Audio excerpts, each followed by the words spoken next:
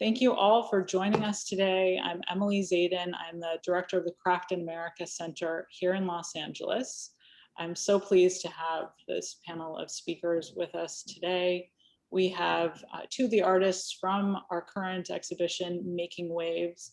Courtney Madison and Christopher Edwards will be speaking today about their work and this issue of coral bleaching. And we're thrilled to have the director of the Coral Reef Alliance and conservation program director as well with us, who will be speaking about all of the science and status of coral reefs across the world.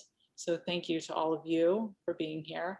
I want to mention that the Making Waves exhibition will be opening physically. We'll finally be reopening our center the week of May 4th. So check out the Craft in America website for information about that. And thank you again. So we have so much to cover today. I will first introduce Christopher Edwards, who's joining us from Honolulu. And we'll go from there. So thank you so much, Chris, for this introduction to your work. Oh, thank you, Emily. Are we ready to get going? So Yeah. I'll share my screen. Yes. All right. So thank you so much.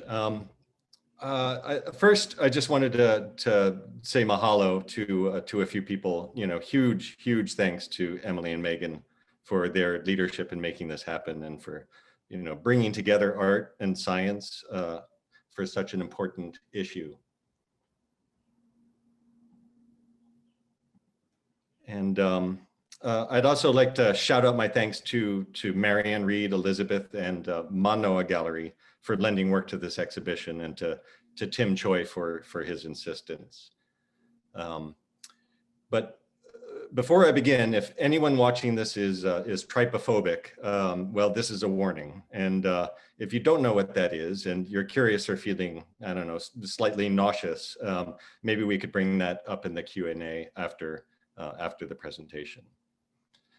So let's start with a few words about me and how I ended up here. I started out as a graphic designer, initially doing print work, and then transitioned into communications design and user interface design. And, you know, like many of us, that meant I was spending many long hours hunched over a computer. So as a break from all of that, I took a class in ceramics at a community college here in Hawaii. And, you know, it was supposed to be just a hobby. I was going to make some coffee mugs and be done with it. But I really loved doing it so much, I just didn't stop. So in 2014, I started a transition to being a full-time artist, which of course now means I spend many long hours hunched over clay instead of a computer, but you know, I think we all think it's more fun. What got me started initially was that I stumbled across a book of drawings by this guy, Ernst Haeckel. He was a 19th century naturalist, zoologist, philosopher, and about, you know, 1,000 other things. But outside of the sciences, he's best known for making these amazing drawings of microscopic organisms. And something about the visual attributes of these objects just really resonated with me. Something about these complex tessellated patterns and super pleasing symmetries, and they exist in this weird space that looks both familiar and at the same time otherworldly. So I think sometimes it's hard to even tell if they were grown and manufactured, and I just found the forms mesmerizing. So I make things that look like this, and just to give you a sense of scale, that tower there in the middle is just over 6 feet tall, and everything else is sort of scaled to it in this montage. The towers were actually inspired by these beautiful, amazing mud mosques in West Africa, and mostly in Mali and Timbuktu. And those green ones on the left were raku fired, and they're based on the silicate skeletons of diatoms, which are a microscopic form of plankton. And the blue one on the right is based on a cross section of a piece of bone that I picked up. And just to give one more example, this double-walled form is about it's about 18 inches in diameter, and it was inspired by the sort of the geometry and form of a sea urchin skeleton. For the marine biologists here, technically that's called a test, but skeleton will do for me. And so I combined that form with some architectural details from a mosque that I visited in southern Spain. So I, I often combine visual attributes from very different sources in what I make. And I'll say just a little bit more about that in a bit. But I'd like to go into more detail on this work titled 43 Coral Canaries. And I made this specifically for this exhibition. So when Emily told me the subject was coral bleaching, I started doing some research. And well, it gets pretty complicated pretty fast. And I think we'll have the chance to go into more detail on that with the presentations from the Alliance. But my oversimplified understanding is that coral bleaching is linked to rising ocean temperatures. And that temperature rise is linked to human produced carbon dioxide in the atmosphere. A lot of it, a real lot of it. Estimates for 2019 were that we added somewhere around, I think, 43 billion metric tons of it to the ecosystem in 1 year alone. And, I started out this project thinking, that number, I could make that number somehow visible and relatable to us as human beings. But ultimately, I couldn't do it. I found that number was just too big to make meaningful. So I changed my approach and looked for a way to make the issue of coral die-offs more relatable to us on an emotional level. And the problem is roughly, I think it's hard to get emotionally worked up about the death of a tiny polyp that lives in a totally different environment than us, landlubbers. And but in my research, I discovered that coral is what's called a sentinel species. And those are animals that give us advance warning of environmental dangers. And, we've all heard the story about how canaries were used by coal miners to do exactly that, much to the dismay of the canaries. And that idea got me off in the right direction on this project. So a bit about my process. I use what I call visual deconstruction and reconstruction. And that basically means I take things apart and then put them back together. So I usually start out with a source object that I find pleasing, like this chunk of dead coral on the left.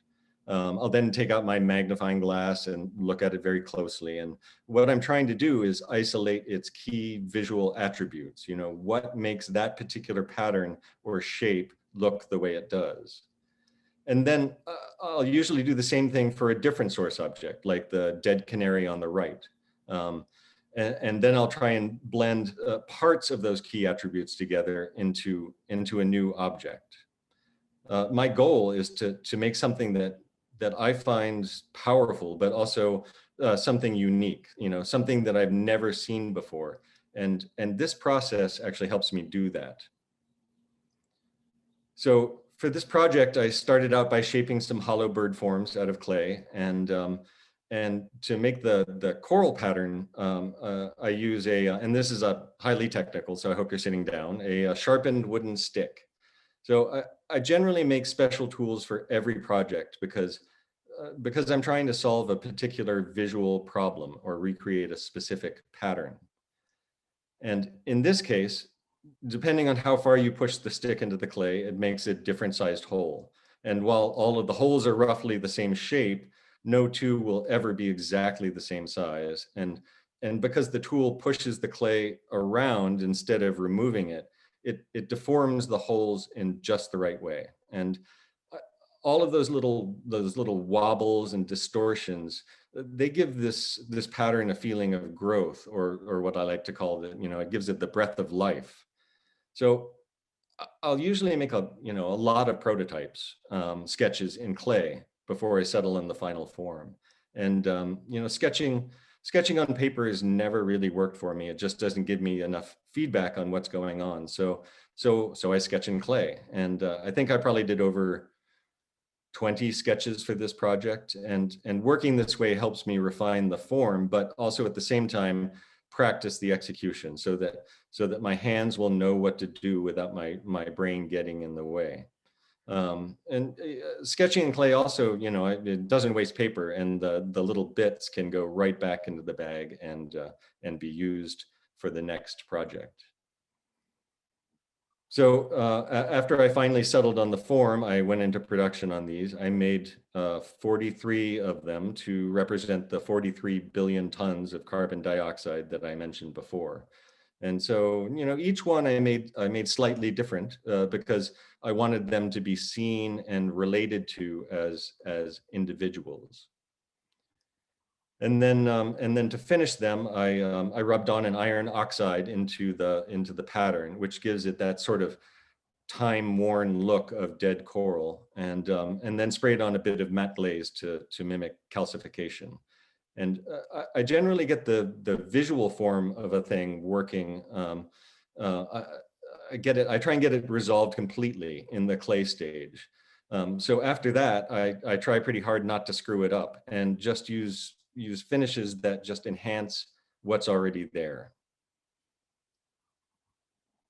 So so I'm pretty new to making art, and this is actually the first socially engaged work that I produced. So I've been thinking a lot about how I can make a difference through what I make. And just before I started on this project, I had a lively discussion with a fellow artist about how art can work as a catalyst for change. And I had sort of two takeaways from that conversation. The first was that we need to reach deep down into the brain stems of people and communicate to them on an emotional level. The last 4 years, and I think you know what I mean by that, have shown me that most people don't make decisions based on facts alone, and that instead we're driven by our emotional reactions to those facts, or sometimes no facts at all. So I tried to make a work that would trigger an emotional response. And then the second takeaway from that conversation was that it's probably not enough to just communicate with people unless it leads to some kind of action. So I wanted to use this artwork as a tool to encourage people to engage directly with conservation. So to that end, my plan is I am giving away these 43 coral canaries for this exhibition. But they aren't free. They're given in exchange for a donation to the Coral Reef Alliance to support conservation. So if you'd like one, you can visit coralcanary.org for more information on how to reserve it and make your donation. So I want to thank you all for being part of this discussion and for addressing this super important topic. So thank you very much. Thank you so much, Chris. I want to invite all of you to type your questions into either the Q&A or chat throughout the presentation.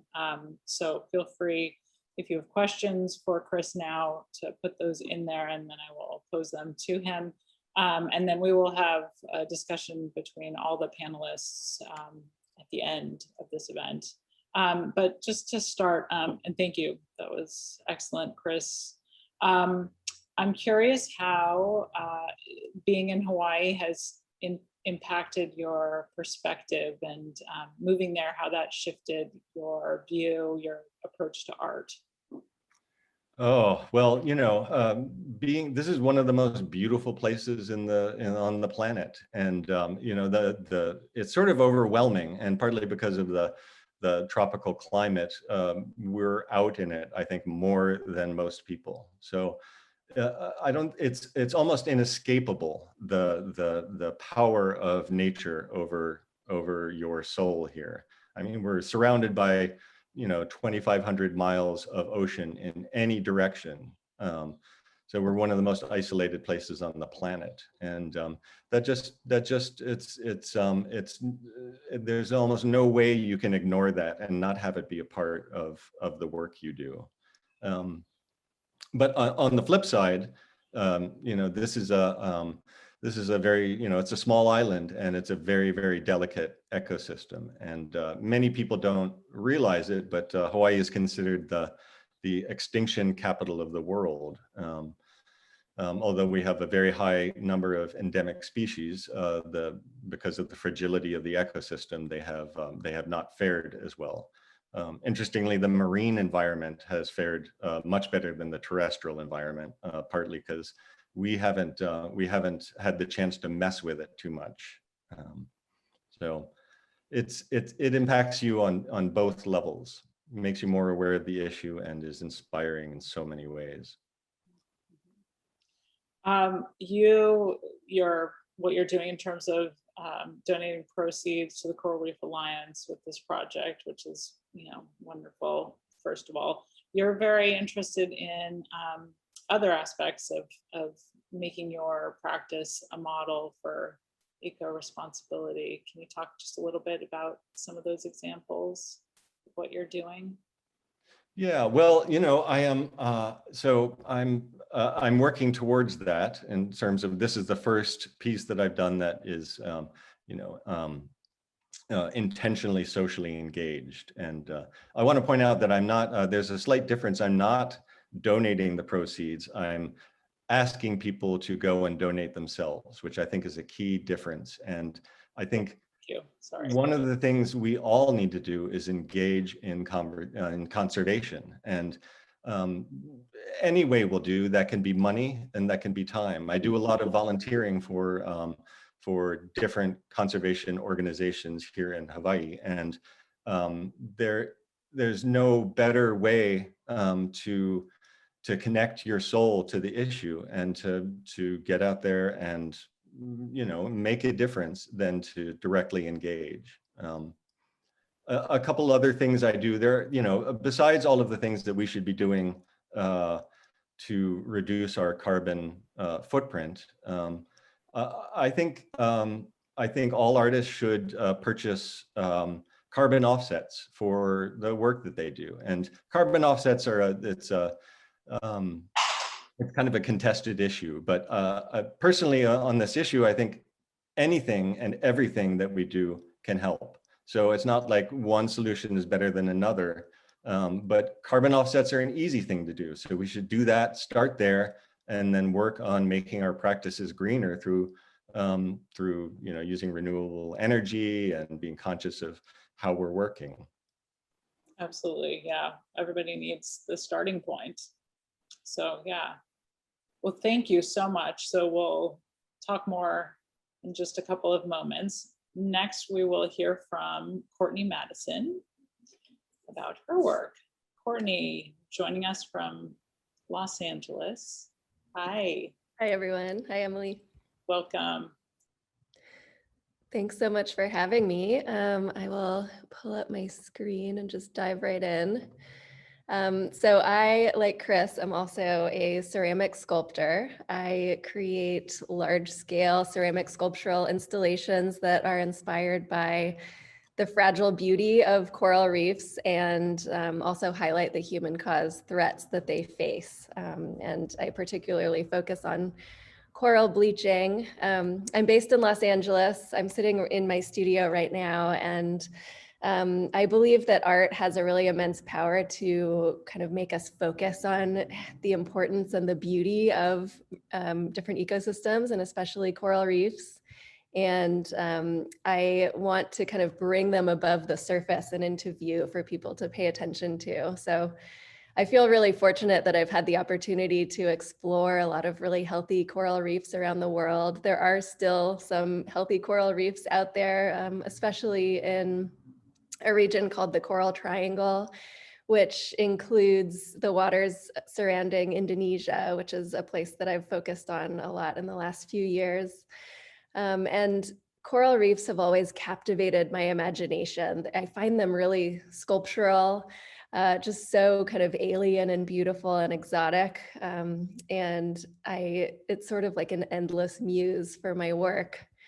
I just am kind of in love with the idea that there's sort of this alien universe right in our backyards that so few people get to experience. And so I try to represent that in my work and get people excited about them. Coral reefs are so important. The impacts that we have on climate change and overfishing and pollution and other threats directly impact coral reefs. And a lot of people directly rely on reefs for survival. They're incredibly valuable for so many different reasons. And reefs are also incredibly threatened.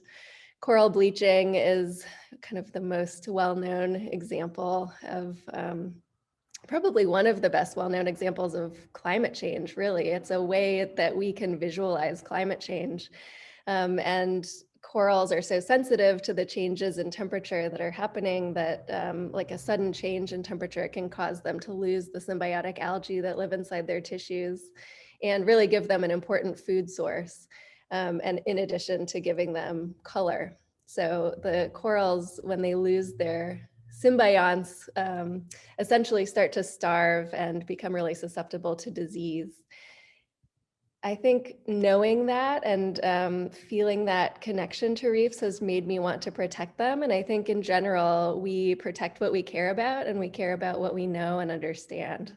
And I think art has a really immense power to get people to connect personally and emotionally to these issues and can inspire us to protect reefs before it's too late. So that's my mission in life. That's what I do. And so I've formed a career as an artist, and I use my background in marine conservation and coral reef ecology to inform my work and really translate concepts from the science into imagery and sculptural installations and objects that I hope are visually impactful and inspiring. This is a work called Our Changing Seas 3. This is actually behind me right here in my studio.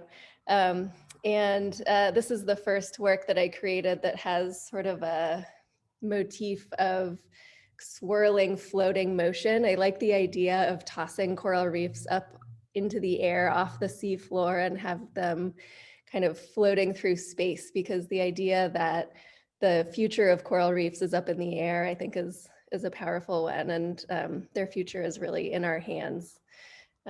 We need to act urgently to mitigate climate change. I like to try to draw people in with that beauty of reefs that I have appreciated so much while scuba diving in places like Indonesia. And so I don't try to be too literal. I try to be a little bit fantastical and create kind of hybrid species of different corals. But the focus is really to get people to kind of fall in love with reefs the way I have. And then also step back and notice that transition that reefs are making from healthy and colorful and diverse to sickened and bleached as a result of climate change. And so I often show that transition to bleached corals kind of swirling around like the winds of a cyclone. And I draw inspiration from not only imagery that I've seen while scuba diving, but also patterns that recur in nature. I think spiral patterns are something that has like a really innate connection to nature for humans. And I have, found them everywhere, as humans have throughout time, through ocean waves and seashells and hurricane spirals, and also even galaxy spirals in this case. So this is a work called Our Changing Seas 4. My Our Changing Seas series I started about 10 years ago when I was doing my master's in environmental studies at Brown University, and wanted to figure out how to make works of art that would inspire coral reef conservation. And I was excited last year when the UN decided to include this work on a postage stamp to commemorate the 50th anniversary of Earth Day. This is a work called Confluence, Our Changing Seas 5, and this is the largest work I've done yet. This is me sitting at the bottom to show the scale. It's absolutely enormous. It was a commission that was curated by Virginia Shore and Claire D'Alba at the Office of Art and Embassies, which is a State Department office that curates work for new embassies around the world. So this is in the U.S. Embassy in Jakarta, Indonesia, which opened in 2018. When I'm building my work, it's sort of like a gigantic three-dimensional puzzle.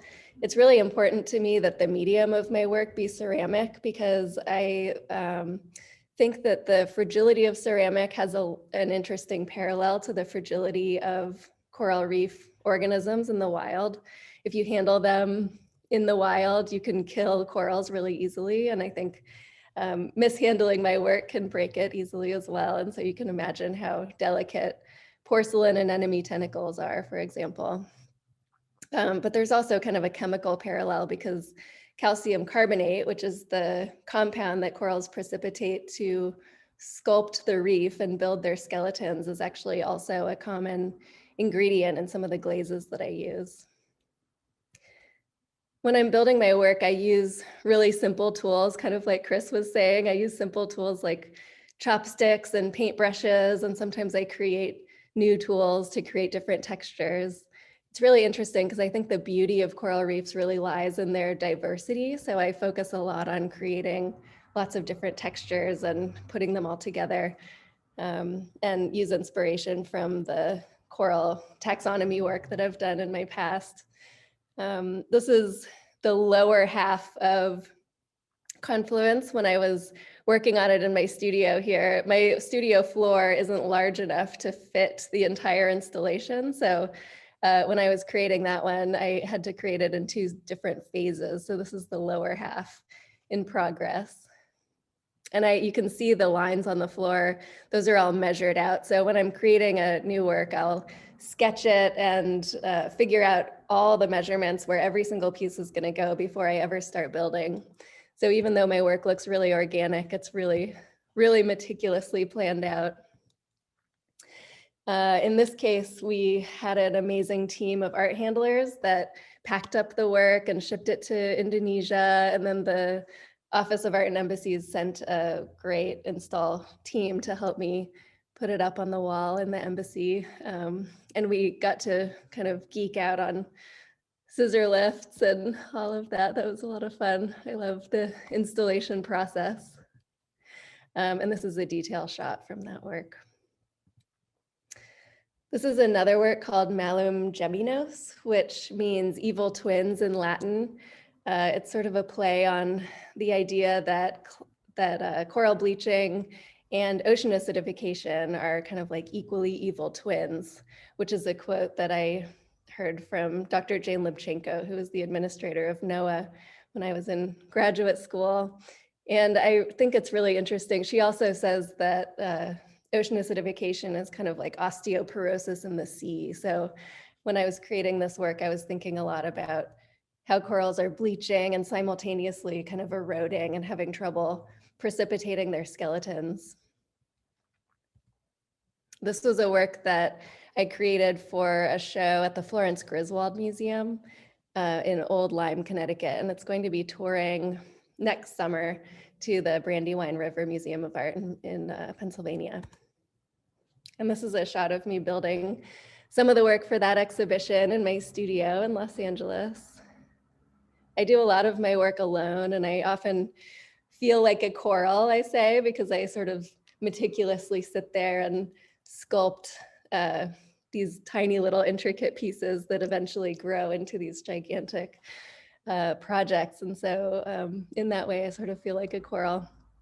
But there is one project that I've done that was a collaborative community-based project, which kind of taught me to work with others. And I was so honored to be a part of this one. It's called Semesta Terumbu Karang, which means coral universe in Indonesian. And this was a commission for the Coral Triangle Center in Bali, Indonesia, for their Center for Marine Conservation.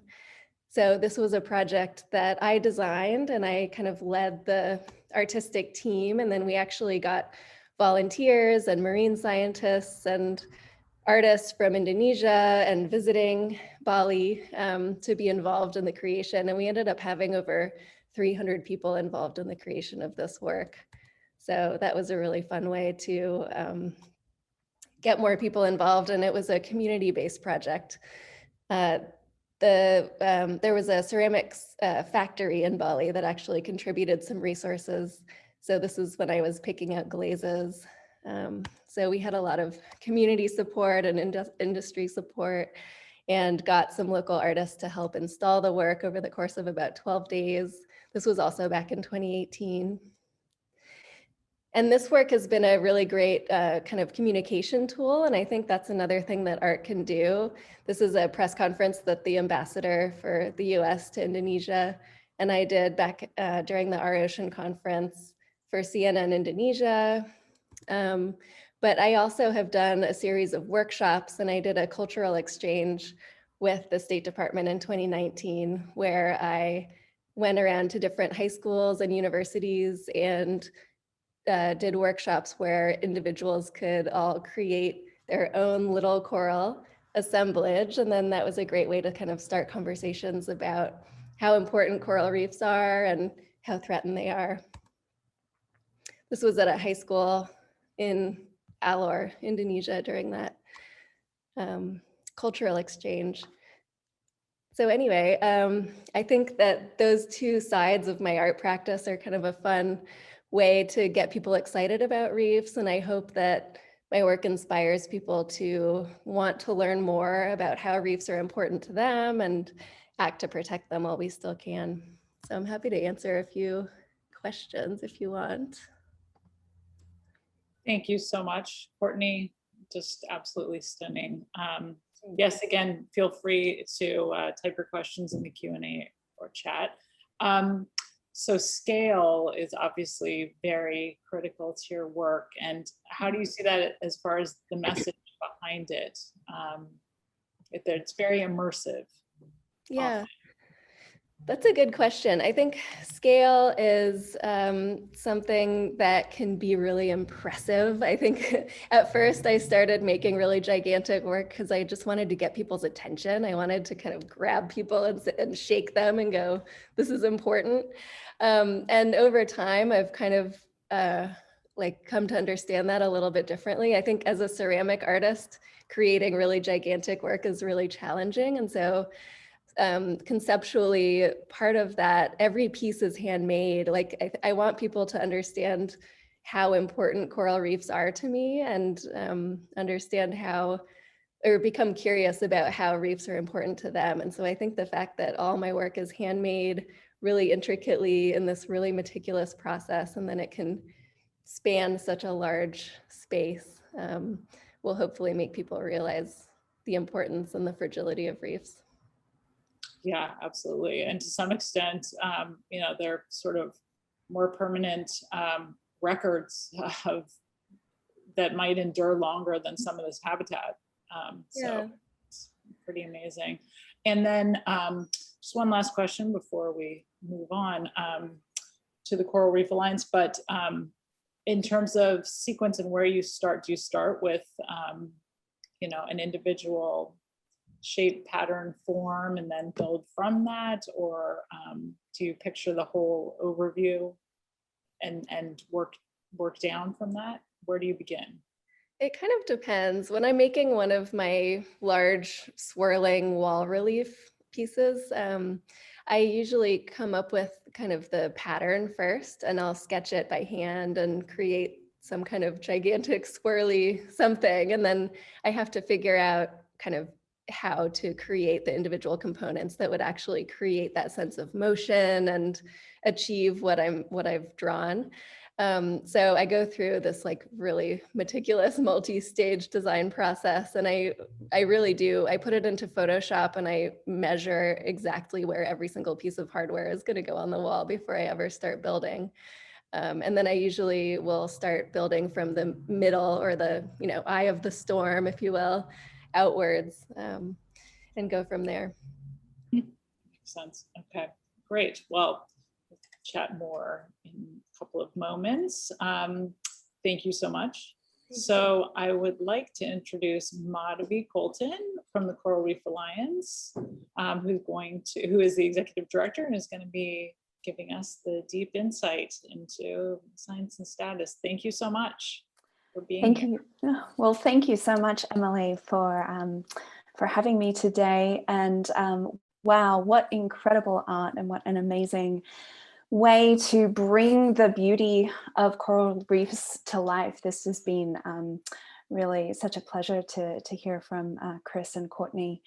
So I'm going to be talking today about, I'll take us in a slightly more scientific direction to talk about how we're thinking about saving the world's coral reefs. And for our questions at the end, I'll be joined by our Conservation Program Director, Diana Sokolove. So I think you've probably got this impression clearly now through the work that Courtney and Chris shared, but coral reefs truly are amazing ecosystems. The animals themselves build enormous structures that are visible from space.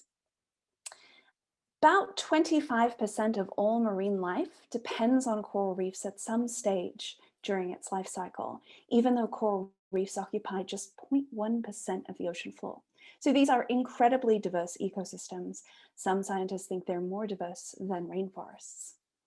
About 500 million people worldwide depend on coral reefs for food and income, and they're estimated to be worth about $375 billion per year. That doesn't even get at the cultural existence value of coral reefs. Many cultures around the world, coral reefs play an integral role in their culture. And in Hawaii, the Hawaiian creation myth is that all life started on our planet as a coral polyp. So coral reefs are amazing, but they are also in trouble. And I think that also came through in Courtney and Chris's presentation today. I love this photo. It's taken by the Ocean Agency. It's from American Samoa. You can see this is the same location, but two different time points. And we've got a healthy coral reef in the left half of this frame and a bleached coral reef in the right half of the frame. Courtney covered this a little bit, but here's what bleaching is. The coral animals, part of what makes them amazing is it's not just a coral animal alone. So these coral animals grow these calcium carbonate skeletons that can be visible from space. The animal itself is a thin layer of living tissue on the top of that. That is a series of polyps, which you can think of as anemone-shaped animals. And they can feed by extending their tentacles into the water and capturing food that way. But they get most of their nutrition because they have symbiotic algae that live in their tissues. Those are called zooxanthellae. And so corals are basically an animal that builds skeletons out of rock and has farms inside its cells. They're just incredible. Those algae capture food for the coral via photosynthesis. So when the water around a reef gets too warm for too long, that symbiotic relationship between the algae and the coral break down. The algae leave and you end up with these bright white structures. And the coral animals themselves at that point are starting to starve. And if that event, that warm water event lasts for too long, that coral reef can die.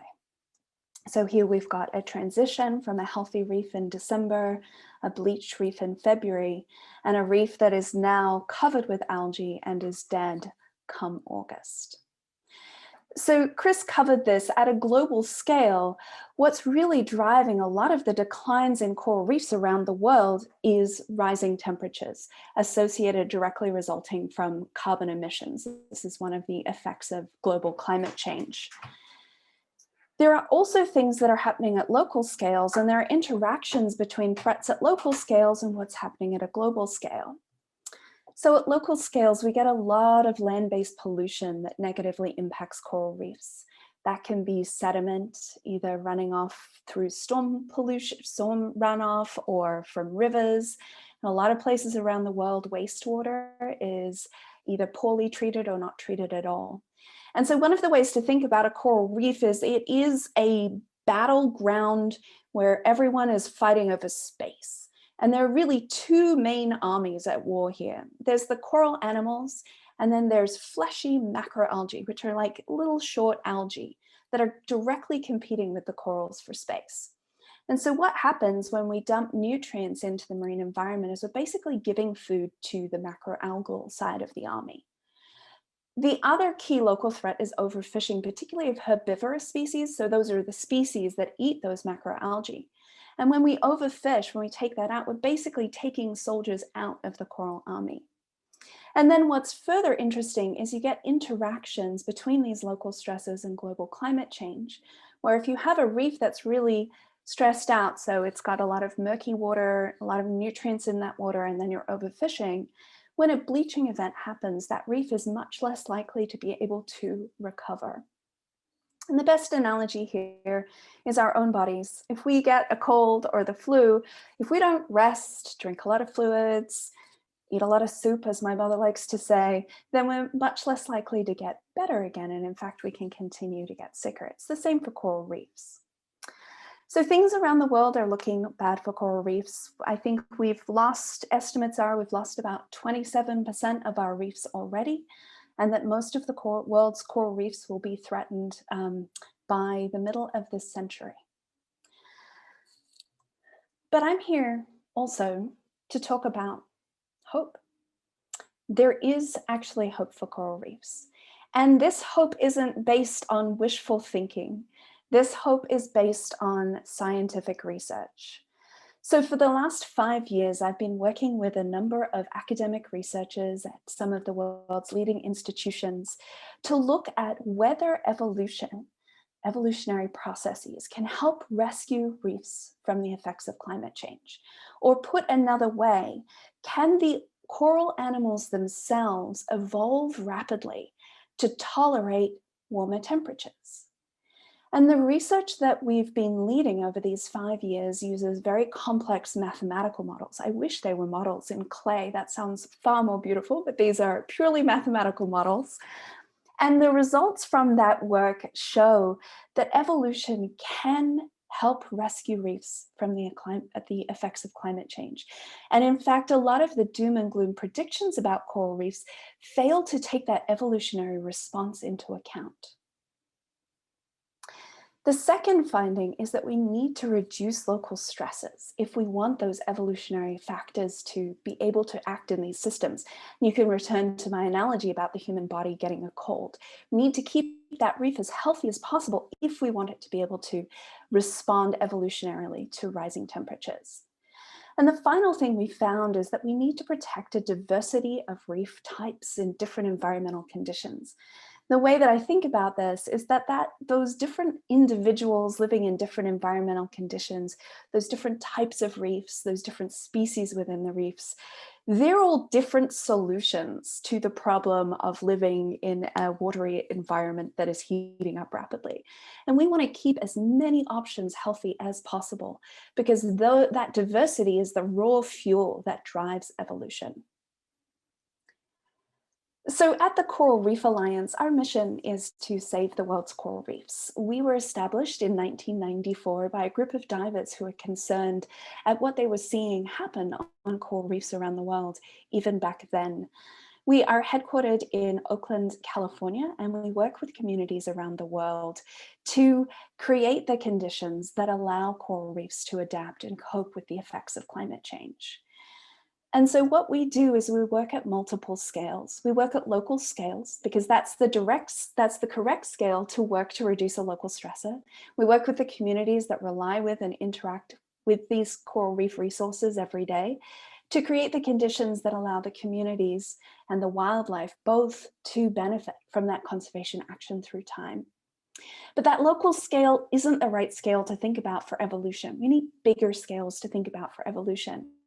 And so through our work, we're connecting those local efforts into regional conservation plans. And at that regional scale, we've got the attributes that will allow these reefs to adapt to the effects of climate change.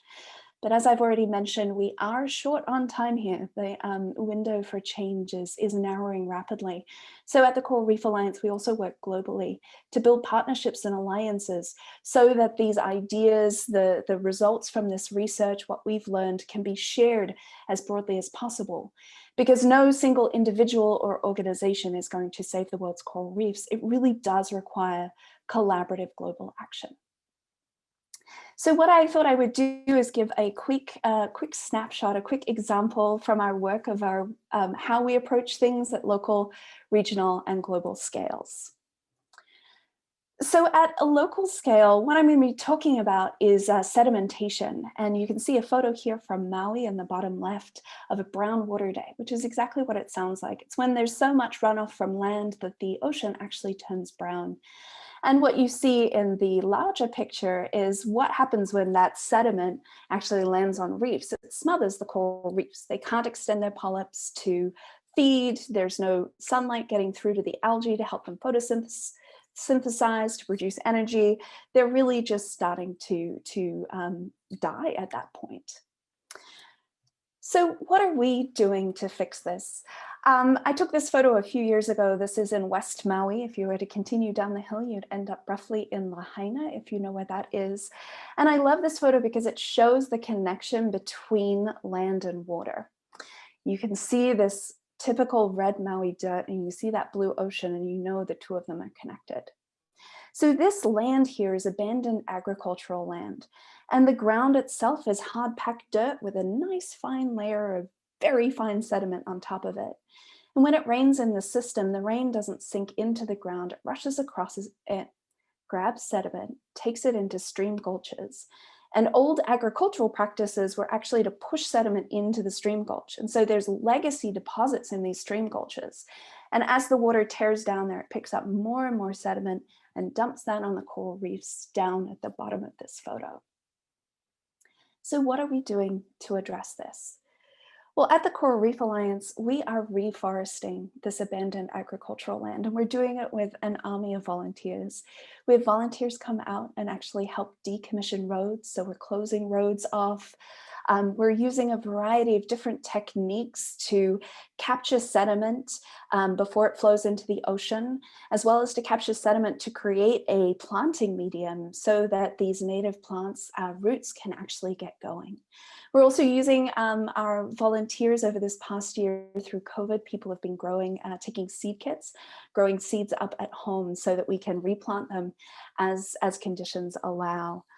And this has been amazingly successful. Over this past year alone, we estimate we've captured 20 tons of sediment using these different approaches. So if you're ever in Maui or you live there, please look us up. We'd love to have you help out. So that's one example of one place where we're doing one local solution. But as I mentioned, we really need to work at broader scales if we want to harness the power of evolution. And so I'm going to take us to another place where we work, which is along the Mesoamerican Reef, which stretches from Mexico through Belize, Guatemala, and into Honduras in the Caribbean. And these orange stars here show some of the places that the Coral Reef Alliance is working. And in these locations, we're doing things like ensuring that fisheries are well regulated and managed so that local communities have the food and income they need, both today, in the future, for their great-great-great-grandchildren, and that the coral reef has the fish biomass it needs, the numbers of fish it needs to thrive through time. We're also addressing wastewater issues in this region and working with the tourism community to support smart development plans and ensure that tourism in this region is supporting a healthy environment and healthy local communities. We also work with partners. There are so many different organizations working across this region to protect coral reefs in a number of ways. And so the coral animals themselves, when they produce coral babies, which travel through water currents to new locations. And those coral babies bring ideas with them as they travel. And so through the movement of those coral babies, we're actually building a network of reefs, healthy reefs across this region with the diversity required to thrive today and into the future.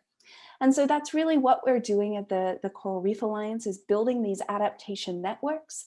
And our goal is to establish 45 adaptation networks, so that's networks of healthy reefs, around the world by 2045.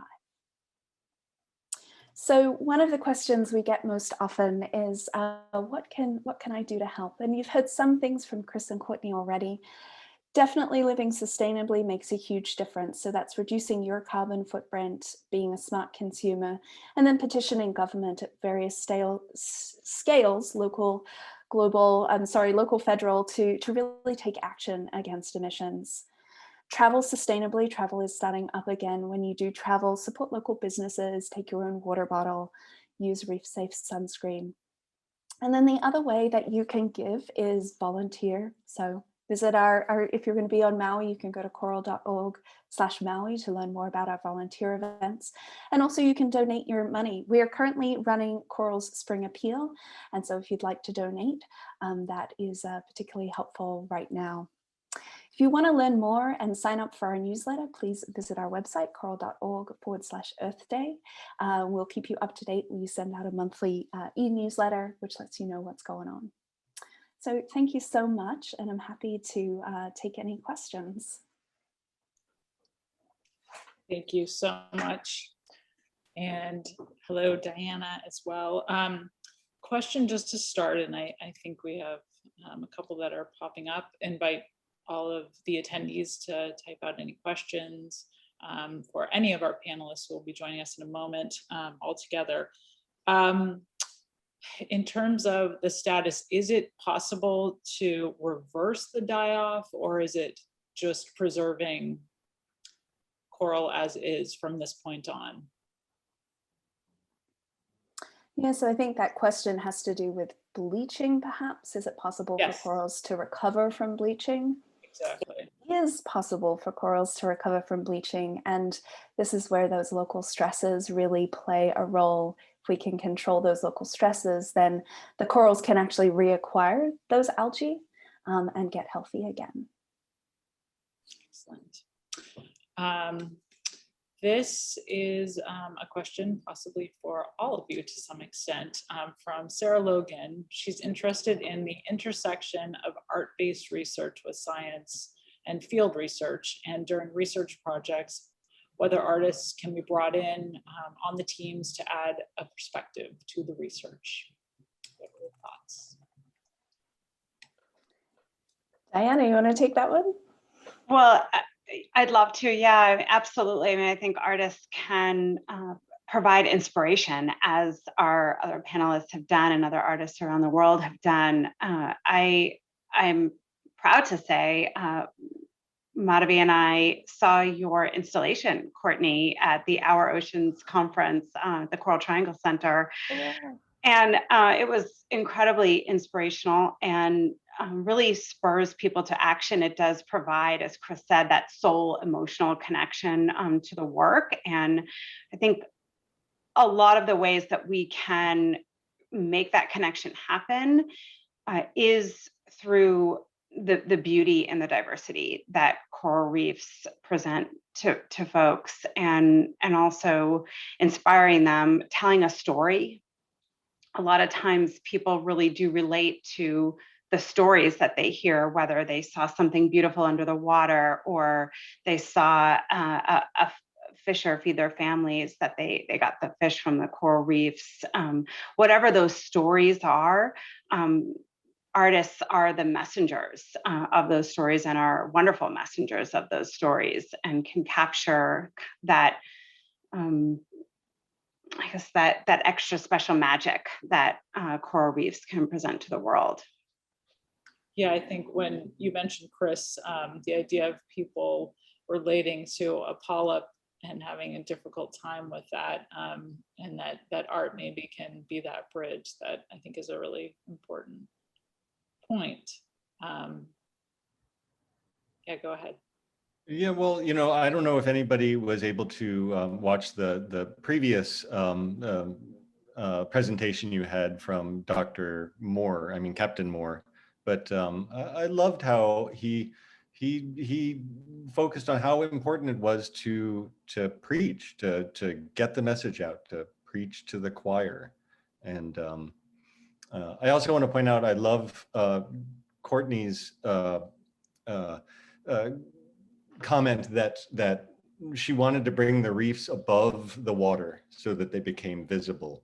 And it's true, a very very select few lucky people can actually get into that environment to see the reefs. So any way that they can be made more visible is just going to help their cause.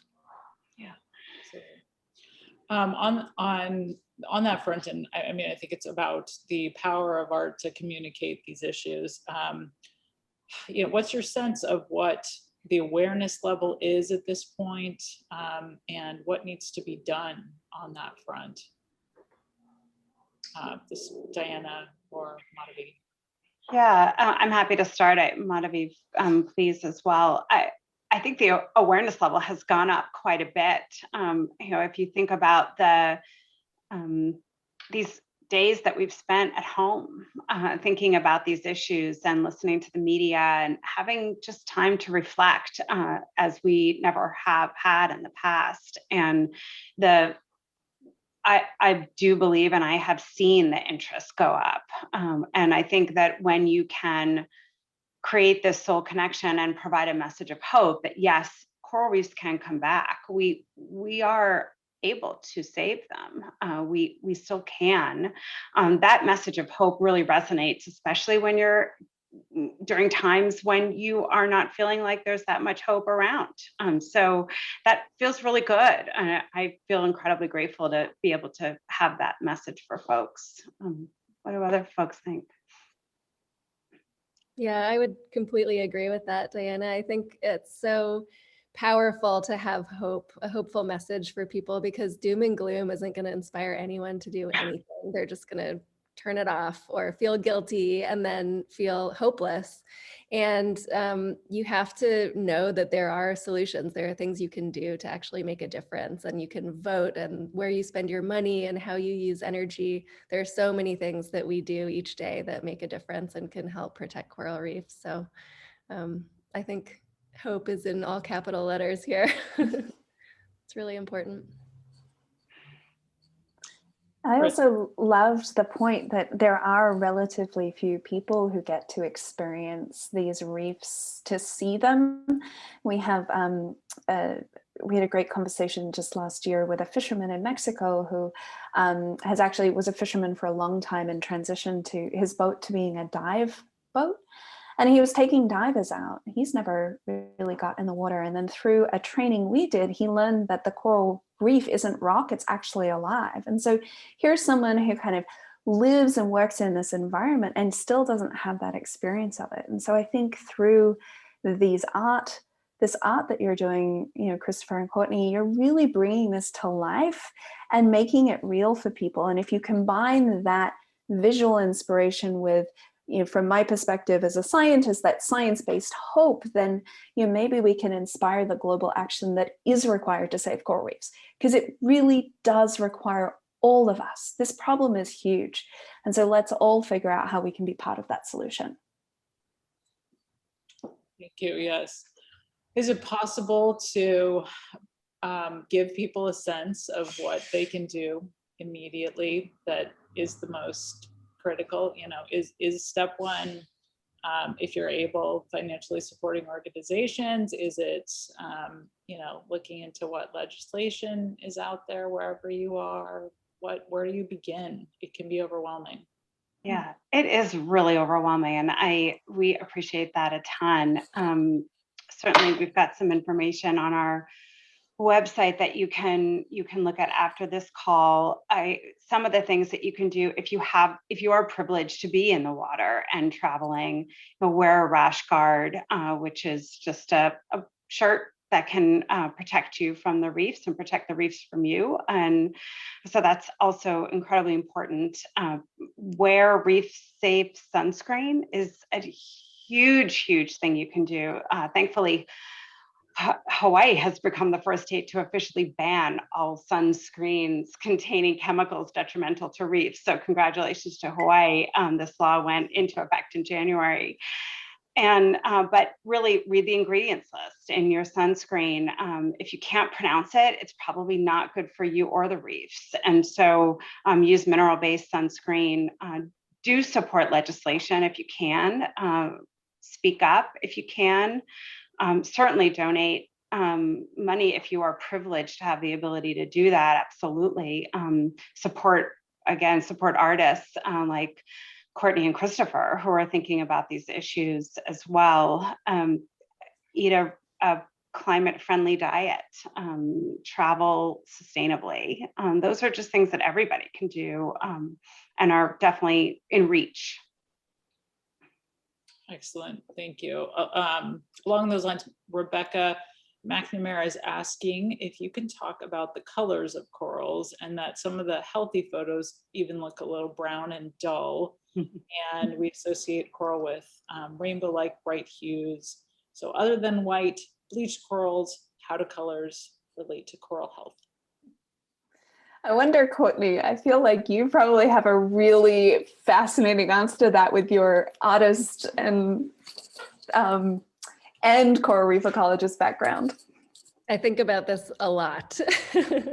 I've done a lot of hours of glaze testing and trying to figure out how to represent a really natural, healthy, colorful reef that is kind of brown. I mean, like a lot of really healthy corals are these golden kind of brown, yellow, greenish hues that are indicative of those little tiny symbiotic algae that live inside their tissues and are so important to a healthy coral. So I think the contrast is interesting. I think showing those really natural kind of golden colors can contrast with really bright pops of pink and red, and some things that I've witnessed kind of diving on reefs. There are a lot of other invertebrate organisms that rely on the corals for habitat and structure. So crinoids and some kinds of soft corals and sponges are really brightly colored, kind of like tube anemones, like some of my favorites back here. I think contrasting and adding in those little pops of color can be visually interesting. But yeah, I've talked to a lot of scientists about how reefs usually are a little bit brownish when they're healthy. Anything more to add, Diana, on the color front? Is it also slightly the optics too?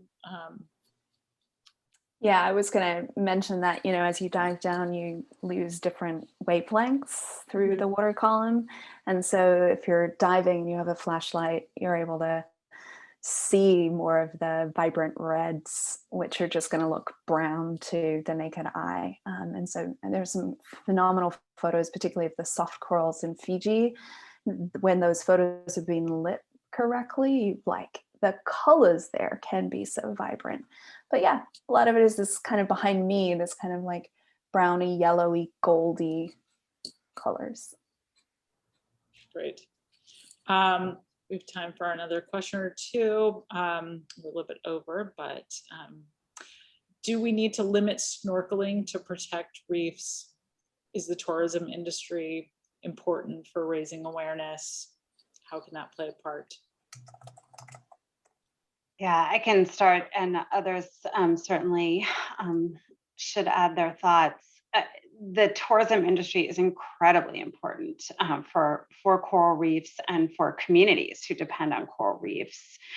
So I don't want to say that people shouldn't go snorkeling, because it's this, or diving, it's this incredible opportunity to interact with the medium, and we want people to see that and to create that again, as Chris mentioned, that soul connection, and to see that beauty and that diversity. It's so important because it sticks with you for the rest of your life once you've seen it, and you can't get it out of your mind, or at least I can't. And so we can be more sustainable as tourists. For sure, we can, again, the Reef Safe sunscreen and the rash guards, and if there is a fee that you can pay through your dive shop that goes towards sustainable tourism. Sometimes it's very small, $5 or something like that. Please pay it, and that kind of thing. If you can contribute that way, just to be sustainable as a tourist, and there are lots of ways that you can do that. Some of the work that we do at the Coral Reef Alliance looks at bringing the tourism industry together at the same table with local communities and local cultures. And so making sure that those folks are all talking to each other is a lot of the work that we do at the Coral Reef Alliance, getting those folks at the same table so that they have a united voice, and that the tourism industry, whether it's a cruise ship or an airline, that they're consulting with and promoting the local culture and community that exists there already. And Madhavi, I don't know if you, anything else to add there? I mean, the one thing that I would add is that if you are snorkeling, don't stand on corals. No. You know, if you stand on them, they are not happy with that. You can actually kill part of the animal. So if you're snorkeling and you do need to stand up for some reason, find a patch of sand. And then if you're diving, don't touch reefs. Make sure your fins aren't kicking reefs as you're exploring. Yeah, absolutely. Critical to remember. It happens so much. Well, I think just in closing, I mean, I think we've covered so much of where to begin with this, and it's thrilling to have this conversation initiated. This bridge between the art and the science is really exciting, I think, for all of us to see. I don't know if anyone has a final thought they want to add. May I just say, I feel like I am in the presence of greatness with these artists who when I saw that work at the Coral Triangle Center, and Chris, I cannot wait to see your work in person. I just remember being wowed. During your talk, I was sending Madhavi photos that I had taken there of ourselves right in front of it. So amazing. Thank you so much for the incredible work that you do. Thank you. That means so much to me. I'm really glad that that meant something to you and resonated with you. That means a lot.